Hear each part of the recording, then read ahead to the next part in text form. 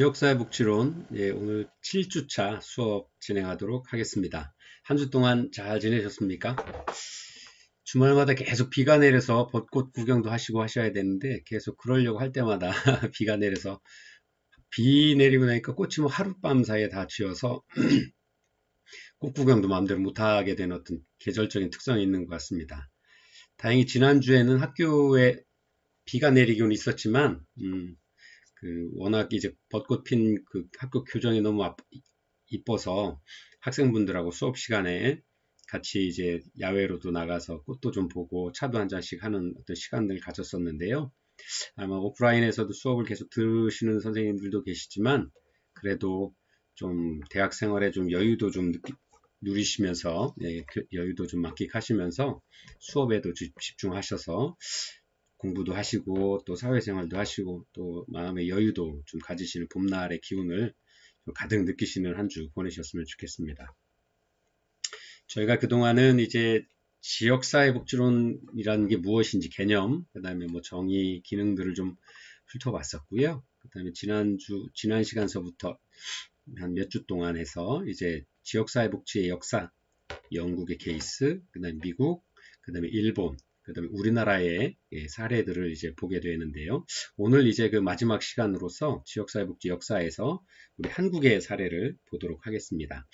한국의 사례는 온라인 수업에서는 제가 이제 영국의 사례를 약 2주 정도에 걸쳐서 설명을 좀 드렸었는데요. 왜 그랬냐면 이제 잘 우리나라의 역사를 좀 한번 되돌아보면 서구 유럽에서의 그 사회복지, 지역사회복지 정책에 관한 많은 부분들이 영국에서 많이 좀 처음에 발전이 됐었죠. 왜냐하면 역사적으로 사회복지에 관한 법률이 이제 영국에서 1601년 엘리자베스 여왕 1세 때 국인법이라는 법 제도가 기틀을 갖추게 되면서 역사가 사회복지의 역사의 큰 흐름들을 정책적으로 만들어 오기 시작을 합니다.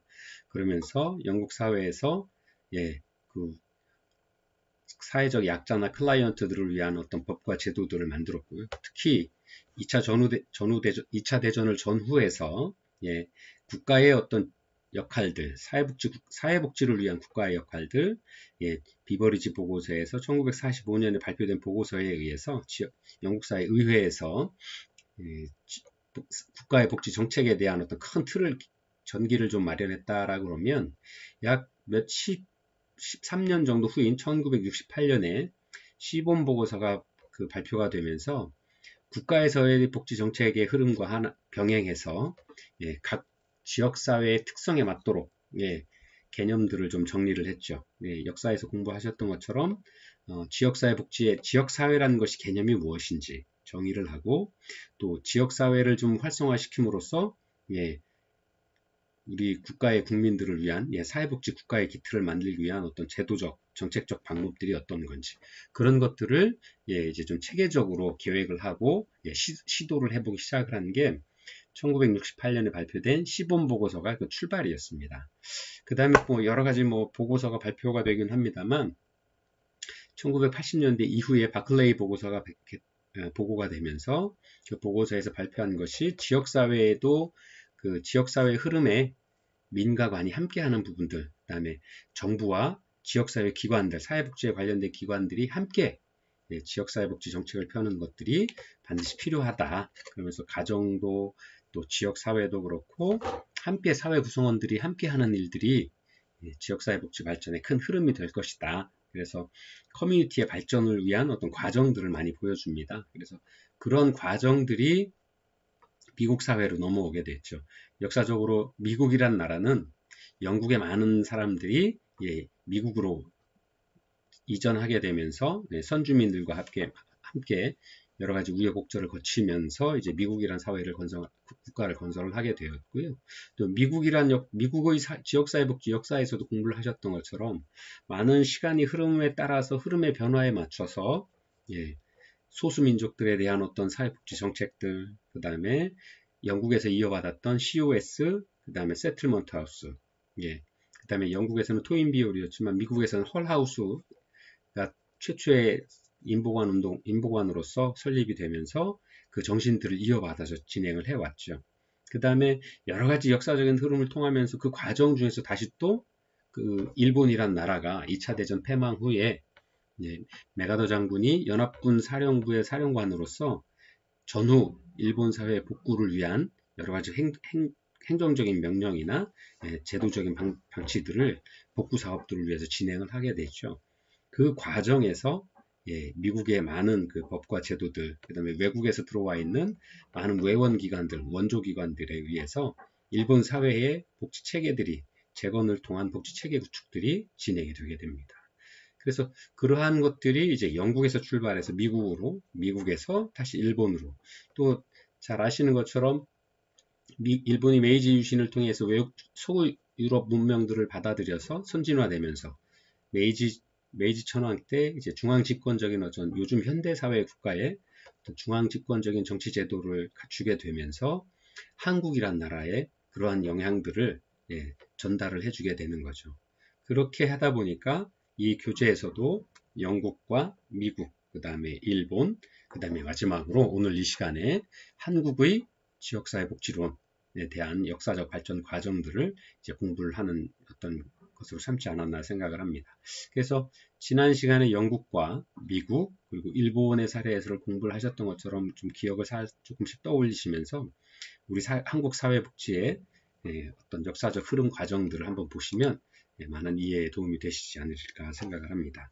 그리고 그 오프라인 수업에서는 우리나라 한국의 그 지역사회복지의 흐름을 약 2주에 걸쳐서 나눠서 보도록 하겠습니다. 첫 번째 조선시대 이전과 그 다음에 일제강점기, 그 다음에 해방 이후 1970년대까지를 이제 오늘 7주차에 공부를 하고요. 나머지 8주차에는 이제 해방 이후 70년대에서부터 90년대, 그 다음에 2000년대 이후의 현대사회의 흐름, 그 다음에 마지막 3교시 때는 8주차 3교시 때는 우리나라 정권별 계속 공부해왔던 걸 현대사회에서 우리나라 현대사회의 정권별로 어떤 복지정책들을 펴고 어떤 그 사회복지와 관련된 법에 대한 변화들이 있었는지, 그 다음에 각 정권별로 정권이 바뀌면서 어떤 복지정책을 주로 살펴왔는지 제도적으로 그 흐름들을 보면서 한국 사회의 지역사회복지와 관련된 적체적인 역사적인 흐름을 약 2주에 걸쳐서 이렇게 나누어서 세세하게 좀 한번 같이 공부해 보려고 합니다. 그래서 그런 것들을 이해를 하시고 함께 공부에 참여해 주시면 이해하시는 데 도움이 되지 않을까 생각을 합니다. 그래서 오늘은 이렇게 조선시대 이전과 조선시대 이후의 일제강점기까지, 그 다음에 해방 이후에서 6.25 전쟁이 끝난 후에 약 새마을운동이 시작되었던 1970년대까지를 주로 보도록 하겠습니다. 자, 여러분들 교재 145페이지부터 시작을 하는데요.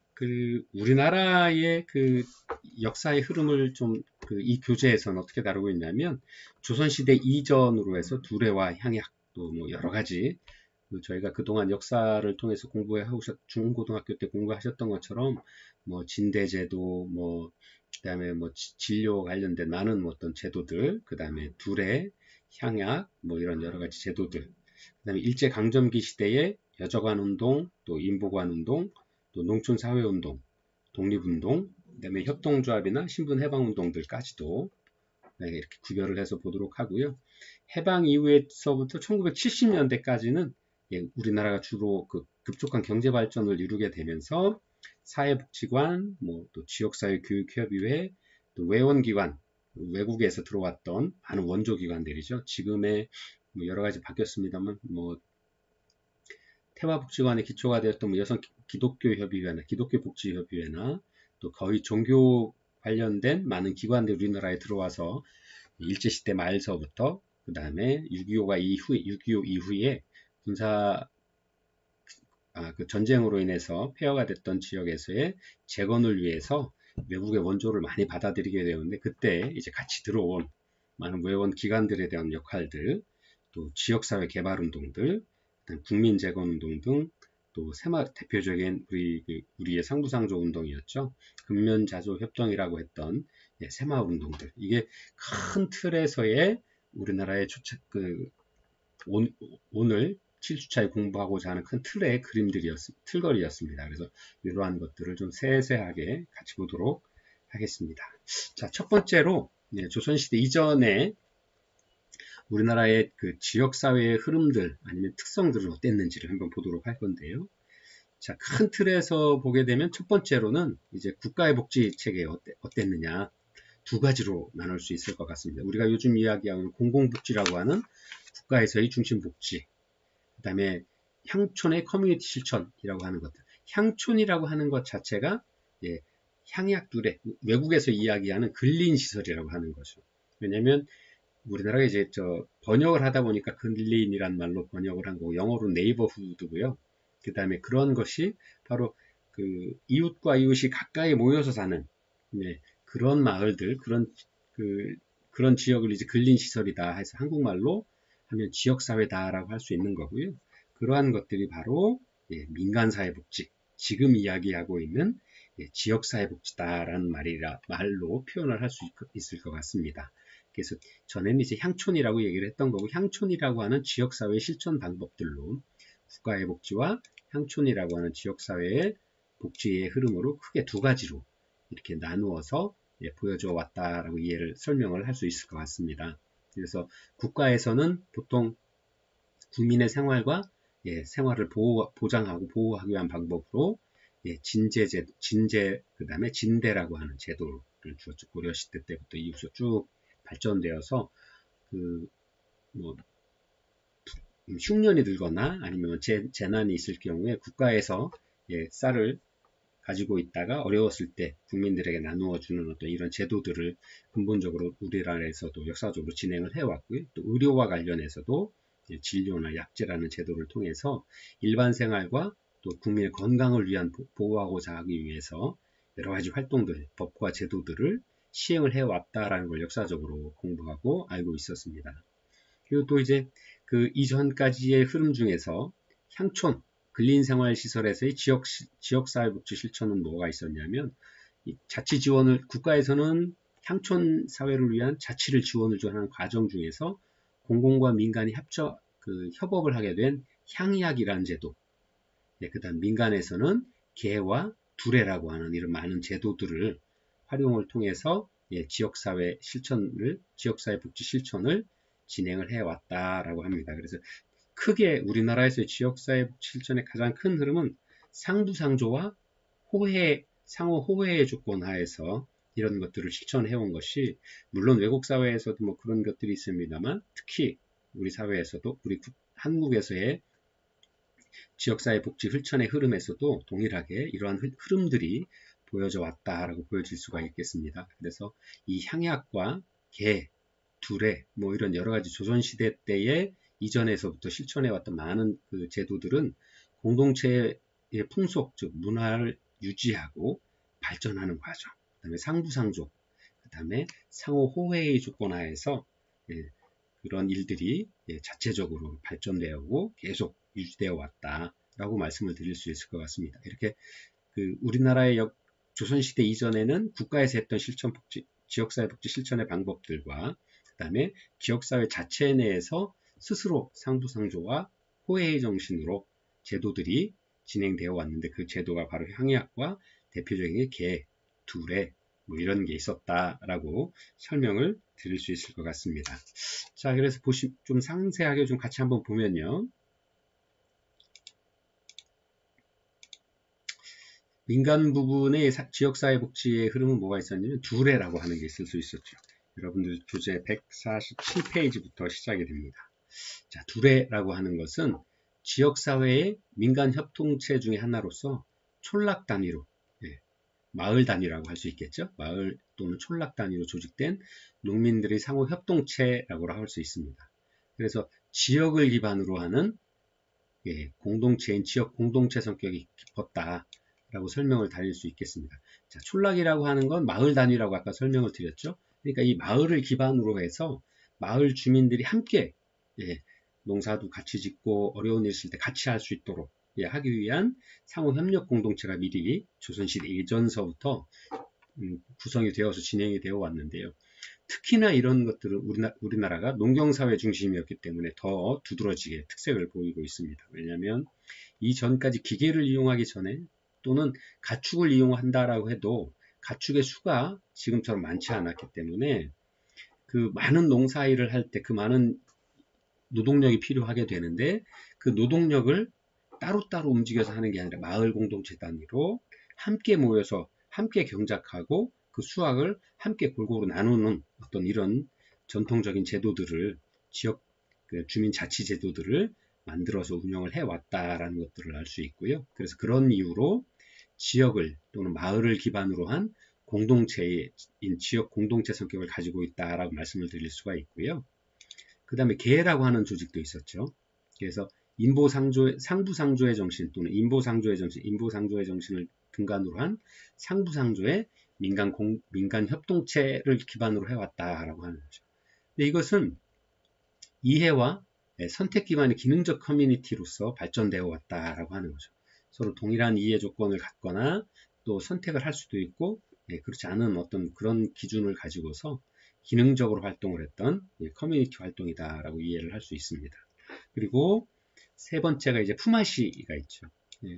1대1로 또 아니면 1대 다수로 가족 대 가족들로 노동력을 상시적으로 차용하거나 교환하는 관습으로 품앗이가 있습니다. 예를 들어서 저희 집에 오늘 뭐 모내기를 하는 날이다 그러면 다른 어떤 이웃집도 물론 바쁘시겠지만 그분들도 저희 집에 와서 도와주시고 만약에 그분들이 바쁜 일 있을 때 저희도 가서 도와드리는 대신에 이제 경제적인 어떤 지원이 없는 거죠. 서로 상부상조하는 노동력을 저희가 필요할 때 빌려서 쓰고 또 그쪽에서 필요할 때 저희가 또 가서 노동력을 제공을 해드리는 이런 차용하거나 교환하는 관습들을 가지고 있었죠. 그래서 이것을 품앗이라고 부르고요. 네 번째가 아까 설명드린 향약이라고 하는 겁니다. 그래서 조선시대 향촌사회의 자치규약이다라는 최초의 자치규약이다라는 거죠. 국가에서 어떤 법과 제도를 마을을 어떻게 해야 된다라고는 하지는 않았지만 마을의 많은 사람들이 어떤 향주를 중심으로 그분을 중심으로 해서 자치적인 요즘 이야기하면 지방자치제도의 근간으로 보여질 수도 있는 거죠. 그래서 우리 마을은 어떻게 하는 게 좋겠다. 하지만 이때 조선시대 이전이나 이후나 중국의 영향을 많이 받아서 그 많은 향학의 이제 향규라고 되는 게 있었죠. 지난 시간에 잠깐 봤던 것처럼 덕업상권, 과실상규, 환난상율 또 이렇게 그런 여러 가지 어떤 내자로 된 규약들을 만들어서 서로 함께 공동체 생활의 어떤 근간을 만들어 나갔던 것이 이제 향약이라고 할 수 있고요. 대체적으로는 권선징악과 상부상조를 목적으로 운영이 되었다라고 알 수 있습니다. 그리고 다섯 번째가 사창이라고 하는 제도가 있었는데요. 흉년이나 재앙에 대비해서 미리 향민들에게 일정량의 곡식을 징수 또는 기증받아서 저장을 해두었던 겁니다. 그 다음에 만약에 이런 어려운 일이 생겼을 때는 그것들을 징수되거나 또는 기부받아서 가지고 있던 그 곡식들을 촌락 단위로 어려움을 당하시는 분들에게 나누어서 함께 어려움을 극복해 나갈 수 있도록 하는 제도, 이것이 사창으로서의 역할들을 하고 있습니다.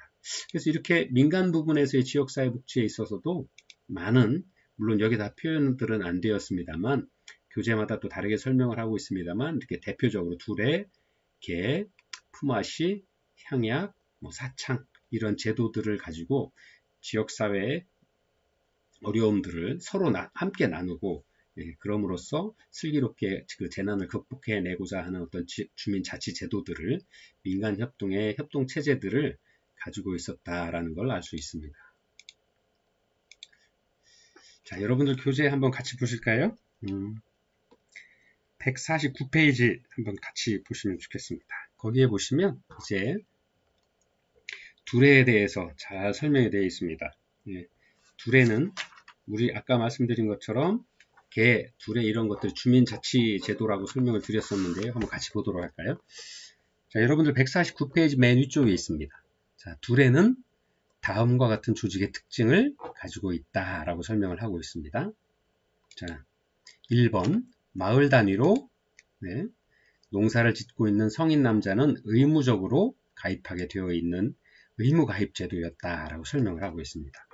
또 각 자연마을 단위로 구성된 자연단위 마을 조직이었다. 그 다음에 세 번째 노동 및 문화 조직으로 두레 노동 때는 영좌, 공원, 소임, 총각대방, 식화주 등의 소임을 정하여 각기 맡은 역할들을 하고, 둘의 풍장 때는 상쇄, 징수, 고수 뭐 이렇게 여러 가지 역할 분담을 통해서 활동을 했다. 또 농사 전에는 호미모둠을, 일이 끝난 다음에는 결산하면서 하루를 노는 백중절 또는 호미시시 놀이를 하였다라고 합니다. 그러니까 이제 꼭 농사뿐만 아니라 마을의 전체의 어떤 그 오락시설로도 이런 그 어떤 그 놀이 역할도 만들고, 그런 말씀드린 대로 백중절 놀이 또는 호미 씻기 놀이 뭐 이런 것들을 통해서 마을에 오랫동안 농사를 지으면서, 아니 마을에서 농사를 공동으로 준비하기 위한 행위들, 이런 것들을 중간중간에 그 토속 명절로서 만들어서 그런 어떤 집단 행위들을 통해서 어려움들을 함께 이겨내기 위한 행위들을, 행사들이 있었다라고 하는 설명을 하는 거죠. 그다음에 네 번째, 자주적 평등적인 조직으로 둘의 노동회의는 매우 민주적인 농민회의였다라고 하는 것. 네, 다섯 번째, 일관된 노동 과정을 위하여 농민들 스스로 위계를 잡고 강력한 규율을 운영하였다라는 게 특징이다 보여집니다. 그 다음에 여섯 번째, 상부상조의 전통을 가지고 노약자나 과부 등 노동력이 없는 집에 대해 경지를 무상으로 경작해 주었고, 마을의 기금을 확보하여 마을 대소사를 위한 자금을 마련하였다라고 합니다. 그 다음에 일곱 번째, 전투력을 가진 조직으로 마을의 청장년들이 전원 가입되어서 위기 시에는 마을을 지키는 자경단의 역할도 해왔다라는 것이 특징이라고 이야기를 하고 있습니다. 그래서 둘의 내용 요소로는 다음과 같은 것이 있었다라고 하면서 설명을 하고 있는데요. 첫 번째, 둘의 작업. 둘의 어른인 영좌, 좌상 등이 일의 순서와 작업을 감독하고, 또 소리꾼이 주도하여 선소리를 매기면서 둘의 일에 신명을 돋우며 작업을 하였다라고 하는 겁니다. 아무래도 이제 농사일이 고되고 힘든 일이었죠. 그러다 보니까 먼저 이제 경험도 많고 나이 드신 분들이 어른으로서 역할들을 좀 해주셔서 일의 순서, 시기, 작업 방법 등을 같이 알려드리고 또 교육을 한다라고 보여질 수 있겠죠. 그 다음에 워낙 일이 힘드니까 소리 매기시는 분들이 노동요나 아니면 함께 공동으로 작업하기 위한 공동 노동요를 불러서 일이 힘든 것들을, 그런 것들을 통해서 잊어서 그 많이 남아있는 농사일들을 함께 슬기롭게 해나가기 위한 어떤 방법들로 그런 일들을 해왔다라는 거고요. 또 둘의 밥이라고 하는 것들을 내용을 보면, 둘애로 논일을 할 때 공동으로 먹는 식사로 공동체적인 유대감을 나누는 장으로서 역할을 하였다 하는 거죠. 어쨌든 마을이 함께 같이 일하다 보니까 사람도 많이 가고, 또 거기서 이제 먹는 것도 굉장히 많아지겠죠. 그러니까 건장한 남성분들은 함께 모여서 일하고, 그다음에 여성분들은 그분들이 드실 음식을 함께 준비를 해서 어려움들을 극복해 나갔다. 그걸 이제 둘의 밥이라고 한다라는 거였죠. 그다음에 둘의 풍장, 아까도 설명을 드렸었는데, 둘의 풍장은 둘의 풍물패가 행하는 농악, 풍물굿과 호미시시 놀이가 있다라고 하는 것들이었습니다. 그다음에 둘의기라고 하는 건 둘의 풍물패의 상징인 농기로서 일터에 꽂아주었다라고 그래서, 둘의 기가 꽂혀있다라는 그 마을 사람들이 자치적인 규약을 가지고 똘똘 뭉쳐서 농사일도 하고 어려움도 이겨나가는 그런 어떤 상징적인 의미로 깃발로 쓰였다라는 거죠. 또 둘의 싸움이라고 해서, 둘의 기를 매개로 한 둘의 조직 간의 싸움으로 마을의 자긍심을 나타내고 공동체의 연대성을 다지는 역할을 수행하였다라고 보여지고 있습니다. 그래서 이렇게 설명이 되고 있는 것을 보면, 우리나라에서도 전통적으로 마을 공동체의 삶을 살기 위한 어떤 방법들을 나름 만들어내고, 민간에서도 그런 부분들을 활성화해서 둘의 길을 만든다거나, 뭐 여기 설명드린 것처럼 둘의 밥, 둘의 작업, 뭐 둘의 풍장, 또 농악을 통해서 많은 힘들었던 그 노동의 어떤 스트레스나 어려움들도 씻어내고, 그래서 함께 어울려서 살아가는 마을 공동체의 성격으로서 발전해 나오는 과정들을 가지고 있었다라는 것들을 소개할 수 있을 것 같습니다. 자, 이렇게 해서 이런 많은 그 틈들을 한번 정리를 해서 보면, 자, 여러분들 그 교재 151페이지를 보시면 잘 설명이 되어 있습니다. 첫 번째, 기능적 커뮤니티 활동으로 지역 공동체 형성과 강화에 기여하였다라고 설명하고 있고요. 두레라고 하는 건 마을 단위의 커뮤니티 조직과 개발 사업으로서 상부상조의 기능을 하였다라고 하는 거죠. 네. 그 다음에 향약이라고 하는 건 정부에서 추진한 지역의 근린 조직 사업이며 커뮤니티 개발 사업으로 볼 수 있다라고 설명을 하고 있습니다. 자, 이래서 우리나라도 이렇게 전통적으로 이런 일들을 해왔다라는 것들을 볼 수가 있을 것 같아요. 그래서 자, 이런 것들이 있었다라는 것도 자긍심도 가지고 우리 사회에서 외국의 사례를 통해서 지난 시간에 계속 공부하는 여러 가지 활동이 있었다라는 것들을 배웠는데 그것과 비슷한 활동들이 네, 방법이나 이름은 다르지만 우리 지역 사회에서도 그런 것들이 전통적으로 유지되고 사람들이 함께 공동체라는 성격을 이해를 하고 공동체적인 어떤 활동을 통해서 공동체 간의 결속도 다지고 서로 도와가면서 상부상조의 정신을 가지고 지역사회를 이끌어 나왔다. 또 그것이 현대까지 이어지면서 현대의 지역 커뮤니티 실천을 위한 방법으로서도 이어지고 전통이 이어지고 있다라는 것들을 이해할 수 있었습니다. 자, 이제 잠깐 쉬고요. 두 번째 수업 준비해서 다시 뵙도록 하겠습니다.